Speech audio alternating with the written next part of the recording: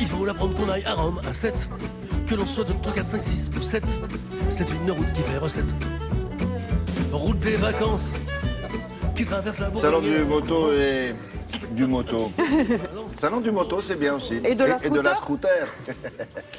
Bon, effectivement, qu'est-ce qu'ils proposent? Des solutions écologiques, je suppose. Il n'y a pas 36 solutions, ça ne marche pas à l'huile de colza.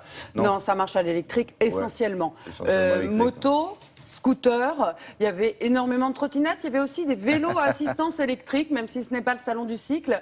Et c'est vrai que le salon du deux roues se porte bien en Europe, particulièrement en France, puisqu'avec l'Allemagne, la France fait partie des deux marchés les plus importants en Europe. Et le vélo à assistance électrique, c'est un marché qui croît de 30% par an. 30%, c'est énorme. Alors évidemment, l'avantage d'un vélo à assistance électrique, c'est que vous êtes aidé, on va dire, par la batterie. Mais s'il n'y a plus de batterie, si la batterie est complètement déchargée, vous avez un vélo. Quand vous avez une moto électrique ou quand vous avez une voiture électrique, quand il n'y a plus de batterie, il faut la pousser. Voilà, donc c'est plus compliqué. Donc je vous propose de faire le tour de toutes les solutions écologiques en termes de deux roues. Je vous emmène porte de Versailles.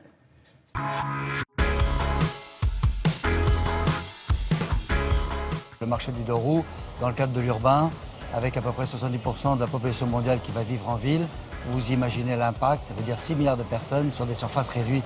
Donc naturellement, le marché du deux roues a toute sa place. Tout le monde parle d'écologie, tout le monde parle d'environnement. Donc évidemment, dans le monde des deux roues, c'est un travail mené par les constructeurs depuis de nombreuses années et qui va dans ce sens. Ça va continuer à progresser car les industriels auto, comme les industriels moto, sont extrêmement précurseurs et innovateurs dans ce domaine-là. La moto électrique, le scooter électrique, le vélo électrique, c'est évidemment un phénomène croissant pour les années à venir. Et d'ailleurs, les grandes villes, après avoir fait Vélib et Autolib, sont en train de lancer Scootlib dans les grandes métropoles mondiales. Donc vous voyez, ça c'est un secteur d'activité. Peut-être demain, l'hydrogène. Le problème d'autonomie est un problème récurrent en matière d'électrique en l'état actuel. Bon, mais il s'améliore. Le travail sur les batteries est un travail qui va aller assez accélérant pour offrir des solutions d'autonomie renforcées. Somme toute, c'est évidemment plus dans un usage urbain que je vais utiliser un deux roues en matière électrique. Déjà, pour les cycles, vous pouvez faire énormément de kilomètres avec votre propre vélo électrique et on s'aperçoit que les gens ne font pas les mêmes distances. Ils doublent leur distance, donc ils gardent les mêmes efforts humains, les efforts de physique, parce que l'autonomie leur permet de doubler la distance par rapport à ce qu'ils faisaient avant. Le phénomène du développement électrique en matière de deux roues, c'est clairement d'abord un travail mené par les grands constructeurs qui existent déjà, qui proposent des solutions, constructeurs français, constructeurs étrangers, qui proposent des solutions de scooters ou de motos électriques.